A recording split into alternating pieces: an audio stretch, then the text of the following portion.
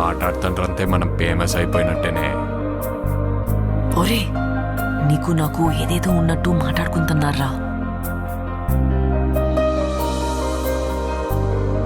ఇప్పుడు ఏటత్తవే? అందరెలాగా మాట్లాడుకుంటారు కదా, అది నిజం చేసితే ఎలాగుంటదా అని. ఈ శివరాత్రి పండుగ నుండి రాజుగాడే మన తండ్రి. మనం పెళ్లి చేసుకుందామా? ఇక్కడున్న 3 నెలలు నా 9 నెలలతో సమానం. అంటే రోజుకి 3 రోజులు లెక్కరా. వద్దు రాజు, నువ్వు ఇంటికి వెళ్ళొద్దు. అలా గుండుకే నేను వదిలేనే.